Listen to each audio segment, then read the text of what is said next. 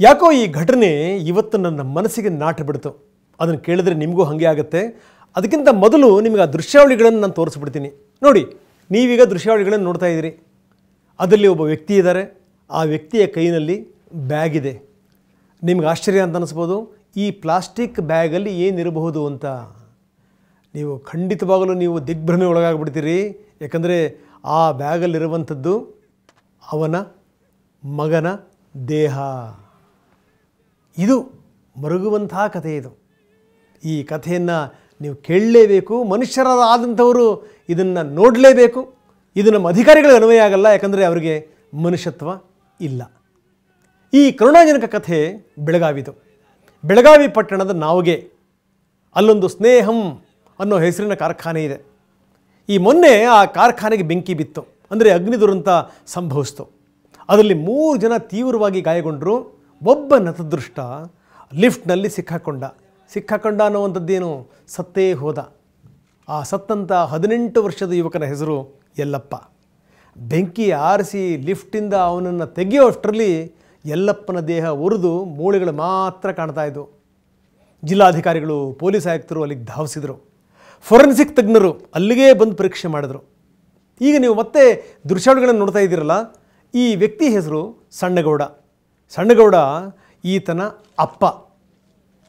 ಲಿಫ್ಟ್ನ ಬೆಂಕಿಗೆ ಸಿಲುಕಿ ಸತ್ನಲ್ಲ ಯಲ್ಲಪ್ಪ, ಅವನ ಅಪ್ಪ ಈ ಸಣ್ಣಗೌಡ. ಅವನ ಕೈನಲ್ಲಿರುವಂಥ ಪ್ಲಾಸ್ಟಿಕ್ ಬ್ಯಾಗಲ್ಲೇ ಮಗನ ಶವ ಇದೆ. ಅದನ್ನೇ ನಾನು ಹೇಳಿದೆ. ನೋಡಿ, ಈ ಪರೀಕ್ಷೆ ಎಲ್ಲ ಆದಮೇಲೆ ವಿಧಿವಿಜ್ಞಾನ ಅಧಿಕಾರಿಗಳು ಯಲ್ಲಪ್ಪನ ದೇಹವನ್ನು ಈ ಚೀಲದಲ್ಲಿ ಹಾಕ್ಕೊಟ್ರು. ನೋಡಿ ಎಂಥ ಸ್ಥಿತಿ. ತನಗಿದ್ದ ಒಬ್ಬನೇ ಮಗ, ಎದೆ ಎತ್ತರಕ್ಕೆ ಬೆಳೆದಂಥ ಮಗನನ್ನು ಈ ಸಣ್ಣ ಚೀಲದಲ್ಲಿ ತುಂಬಿಕೊಂಡು ಈ ನತದೃಷ್ಟ ತಂದೆ ಈಗ ಗೋಳಾಡ್ತಾ ಇದ್ದಾನೆ. ನೋಡಿ, ಇಲ್ಲಿಂದ ಇವ್ರ ಮನೆಗೆ ಕೇವಲ 8 ಕಿಲೋಮೀಟ್ರ್ ದೂರ. ಅಪ್ಪ ತನ್ನ ಮಗನ್ನ ಬ್ಯಾಗ್ನಲ್ಲಿ ತುಂಬಿಕೊಂಡು ಮನೆಗೆ ಹೋಗ್ತಾ ಇದ್ದಾನಲ್ಲ, ಇದಕ್ಕಿಂತ ದೊಡ್ಡ ದುರಂತ ಇನ್ನೊಂದಿದೆಯಾ? ದುರಂತದಲ್ಲಿ ಕರಕಲಾದಂಥ ದೇಹಕ್ಕೆ ಒಂದು ಮಿನಿಮಮ್ ಗೌರವ ಕೊಡಬೇಕು ಅನ್ನುವಂಥ ಪರಿಜ್ಞಾನ ಕೂಡ ಜಿಲ್ಲಾಡಳಿತಕ್ಕೆ ಬೇಡವಾ? ಅಲ್ಲೇ ಆ್ಯಂಬುಲೆನ್ಸ್ ಇದ್ದರೂ ಅದರಲ್ಲಿ ಕಳಿಸ್ಕೊಡ್ಬೇಕು ಅನ್ನುವಂಥ ಪ್ರಜ್ಞೆ ಬೇಡವಾ? ಕೈ ಚೀಲದಲ್ಲಿ ತುಂಬಿ ಅವರ ಅಪ್ಪನ ಕೈಗಿಟ್ಟು ಅಧಿಕಾರಿಗಳು ಕೈ ತೊಳ್ಕೊಂಡ್ಬಿಟ್ರು. ಅಲ್ಲಿಗೆ ಅವ್ರ ಕೆಲಸ ಮುಗೀತು. ಈಗ ಹೇಳಿ, ಹೊಟ್ಟೆ ಉರಿಯಲ್ವಾ?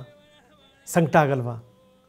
ಈ ಸಂದರ್ಭದಲ್ಲಿ ನನಗೊಂದು ಸಂಗತಿ ನೆನಪಾಗ್ತಾ ಇದೆ. ಬಹಳ ಹಿಂದೆ ಪ್ರಜಾವಾಣಿಯಲ್ಲಿ ನಾನೊಂದು ಲೇಖನ ಓದಿದ್ದೆ.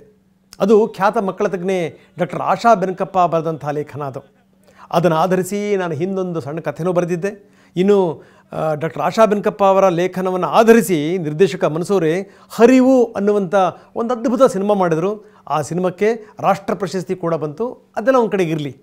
ಆ ಕಥೆಯನ್ನು ನೀವು ಕೇಳಬೇಕಿವತ್ತು. ಡಾಕ್ಟರ್ ಆಶಾ ವಾಣಿ ವಿಲಾಸ ಆಸ್ಪತ್ರೆಯಲ್ಲಿ ಸೇವೆ ಸಲ್ಲಿಸಿದಂಥ ಸಂದರ್ಭ. ಅಲ್ಲಿಗೆ ಒಬ್ಬ ವ್ಯಕ್ತಿ ಬರ್ತಾನೆ. ಆ ವ್ಯಕ್ತಿಯ ಹೆಸರು ಮುನಿಯಪ್ಪ ತನ್ನ ಮಗನ ಕರ್ಕೊಂಬಂದಿರ್ತಾನೆ. ಆ ಮಗನ ಹೆಸರು ಹನುಮಂತಪ್ಪ ಮುನಿಯಪ್ಪನಿಗಿದ್ದಂಥ ಏಕೈಕ ಮಗ. ಅದು ವಾಸಿಯಾಗದ ಕಾಯಿಲೆ ಅಂತ ಗೊತ್ತಿದ್ದರೂ ಕೂಡ ಮುನಿಯಪ್ಪ ತನ್ನ ಪ್ರಯತ್ನ ಬಿಟ್ಟಿರಲಿಲ್ಲ. ತನಗಿದ್ದಂಥ ಕೆಲವೇ ಗುಂಟೆಗಳ ಹೊಲದಲ್ಲಿ ಅರ್ಧದಷ್ಟನ್ನು ಮಾರಿ ತನ್ನ ಮಗನನ್ನು ಬದುಕಿಸಲೇಬೇಕು ಅಂತ ಅವನು ಬೆಂಗಳೂರು ಕರ್ಕೊಂಬಂದಿರ್ತಾನೆ. ಆಸ್ಪತ್ರೆ ಹೊರಭಾಗದ ಕಾಂಪೌಂಡ್ ಹತ್ರನೇ ಅವನ ವಾಸ. ಈ ವಾಣಿವಿಲಾಸ ಆಸ್ಪತ್ರೆ ನೋಡಿದ್ರೆ ನಿಮಗೆ ಗೊತ್ತಾಗುತ್ತೆ. ಆ ಕಾಂಪೌಂಡ್ ಹತ್ರ ಅವನ ವಾಸ. ಅಲ್ಲೇ ಒಲೆ ಹಚ್ಚಿ ಅಡುಗೆ, ಅದಕ್ಕೆ ಬೇಕಾದಂಥ ದವಸ ಧಾನ್ಯ ಎಲ್ಲವನ್ನೂ ಕೂಡ ಆತ ಹಳ್ಳಿಯಿಂದಲೇ ತಂದಿರ್ತಾನೆ. ದಿನ ಕಳೆದಂಗೆ ಅವನು ಹೊಲ ಮಾರಿ ತಂದಂಥ ಹಣನೂ ಕರಗುತ್ತೆ, ತಂದಿದ್ದಂಥ ದವಸ ಧಾನ್ಯ ಅದೂ ಕೂಡ ಕರಗಿ ಹೋಗುತ್ತೆ.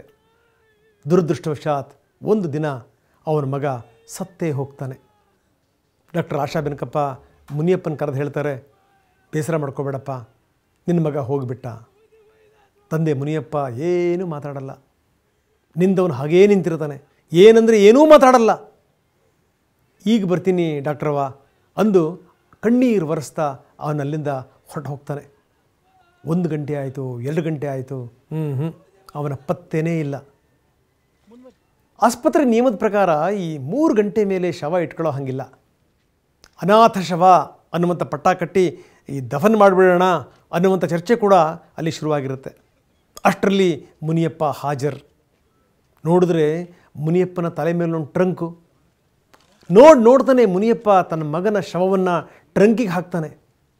ಯಾಕಪ್ಪ ಹಿಂಗೆ ಮಾಡ್ತಾ ಇದೆಯಾ ಅಂತ ಡಾಕ್ಟರ್ ಆಶಾ ಕೇಳ್ತಾರೆ.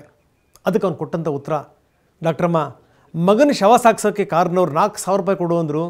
ನನ್ನ ಕೈಲಿ ಕಾಸಿಲ್ಲ, ಅದಕ್ಕೋಸ್ಕರ 400 ರೂಪಾಯಿ ಕೊಟ್ಟು ಟ್ರಂಕ್ ತಂದಿದ್ದೀನಿ. ಹಿಂಗೆ ಹೇಳ್ತಾನೇ ಮಗನ ಶವ ಇದ್ದಂಥ ಟ್ರಂಕನ್ನು ತಲೆ ಮೇಲೆ ಇಟ್ಕೊಂಡು ಮುನಿಯಪ್ಪ ಅಲ್ಲಿಂದ ಹೊರಟೇ ಬಿಡ್ತಾನೆ. ಬೆಳಗಾವಿ ಘಟನೆ ನೋಡಿದಂಥ ಸಂದರ್ಭದಲ್ಲಿ ನನಗೆ ಯಾಕೋ ಇವತ್ತು ಮುನಿಯಪ್ಪ ನೆನಪಾದ, ಅವನ ಮಗ ಹನುಮಂತಪ್ಪ ನೆನಪಾದ. ಈ ನೀಚರು ಪ್ಲಾಸ್ಟಿಕ್ ಬ್ಯಾಗ್ನಲ್ಲಿ ಮೂಳೆ ತುಂಬಿ ಕಳಿಸ್ಬಿಟ್ರಲ್ಲ, ಇಷ್ಟೇನಾ ಬೆಲೆ? ಮನುಷ್ಯನ ಜೀವಕ್ಕೆ ಇಷ್ಟೇನಾ ಬೆಲೆ? ಬೆಲೆ ಇದೆ, ಜೀವಕ್ಕೆ ಬೆಲೆ ಇದೆ. ಆದರೆ ಉಳ್ಳವ್ರ ಜೀವಕ್ಕೆ ಮಾತ್ರ ಬೆಲೆ ಇದೆ, ಬಡವ್ರ ಜೀವಕ್ಕೆ ಬೆಲೆ ಇಲ್ಲವೇ ಇಲ್ಲ. ಇದು ಲಕ್ಷ್ಮೀ ಹೆಬ್ಬಾಳ್ಕರ್ ವ್ಯಾಪ್ತಿಗೆ ಬರುವಂಥ ಕ್ಷೇತ್ರ. ಲಕ್ಷ್ಮೀ ಹೆಬ್ಬಾಳ್ಕರ್ ಮಂತ್ರಿ ಕೂಡ ಹೌದು. ಲಕ್ಷ್ಮೀ ಹೆಬ್ಬಾಳ್ಕರ್ ಅವರೇ, ದಯವಿಟ್ಟು ಒಂದಷ್ಟು ಮಾನವೀಯತೆ ತೋರಿಸಿ, ಈ ಬಗ್ಗೆ ವಿಚಾರಿಸಿ, ಏನಾಗಿದೆ ಅಂತ ಒಂಚೂರು ಕೇಳಿ, ಸಾಧ್ಯವಾದ ಒಂದಷ್ಟು ಸಹಾಯ ಮಾಡಿ. ಜಿಲ್ಲಾ ಉಸ್ತುವಾರಿ ಸಚಿವ ಸತೀಶ್ ಜಾರಕಿಹೊಳಿ ಅವರೇ, ನೀವು ಒಬ್ಬ ಒಳ್ಳೆಯ ನಾಯಕ, ನೀವು ಸಂವೇದನೆ ಇರುವಂಥ ನಾಯಕ. ನೀವು ಈ ಬಗ್ಗೆ ದಯವಿಟ್ಟು ವಿಚಾರಿಸಿ, ಯಾರ್ದಾದರೂ ತಪ್ಪಿದ್ದರೆ ದಯವಿಟ್ಟು ಇದ್ರ ಬಗ್ಗೆ ಕ್ರಮ ಕೈಗೊಳ್ಳಿ, ಯಾವುದೇ ಕಾರಣಕ್ಕೂ ಬಿಡಬೇಡಿ. ಕೊನೆಯದಾಗಿ ಜಿಲ್ಲಾಡಳಿತಕ್ಕೆ ನನ್ನ ಕೆಲವೊಂದು ಪ್ರಶ್ನೆಗಳಿವೆ. ಜಿಲ್ಲಾಧಿಕಾರಿಗಳೇ, ನಿಮಗೆ ಮನುಷ್ಯತ್ವವೇ ಇಲ್ವಾ? ನಂಬರ್ 1. ನಂಬರ್ 2, ಕನಿಷ್ಠ ಒಂದು ಆ್ಯಂಬುಲೆನ್ಸ್ನಲ್ಲಿ ಕಳಿಸುವಂಥ ಯೋಗ್ಯತೆ ನಿಮಗಿರಲಿಲ್ವಾ? ಕನಿಷ್ಠ ಒಂದು ಆ್ಯಂಬುಲೆನ್ಸನ್ನು ವ್ಯವಸ್ಥೆ ಮಾಡುವಂಥ ಯೋಗ್ಯತೆ ಇರಲಿಲ್ವಾ? ಅಲ್ಲೇ ಆ್ಯಂಬುಲೆನ್ಸ್ ಇದ್ದರೂ ಕೂಡ ಕಳಿಸ್ಕೊಡ್ಬೇಕು ಅಂತ ನಿಮಗೆ ಅರ್ಥ ಆಗಲಿಲ್ವಾ? ಈ ಜಾಗದಲ್ಲಿ ನಿಮಗೆ ಬೇಕಾದಂಥವ್ರು ಯಾರಾದರೂ ಇದ್ದಿದ್ದರೆ ನೀವು ಹೀಗೆ ಮಾಡ್ತಾಯಿದ್ರಾ? ನಂಬರ್ 4, ನಿಮ್ಮ ಮಕ್ಕಳು ಮರಿಗೆ ಈ ರೀತಿ ಆಗಿದ್ದಿದ್ರೆ ನಿಮ್ಮ ವರ್ತನೆ ಹೀಗೆ ಇರ್ತಿತ್ತೇನ್ರಿ?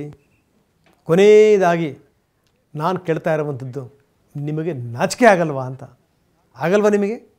ನಾಚಿಕೆ ಆಗಲ್ವಾ? ನಾಚಿಕೆ ಆಗಲ್ಲ ಅನ್ನೋದಾದರೆ ಈಗಾದರೂ ನಿಮಗೆ ನಾಚಿಕೆ ಆಗಲಿ.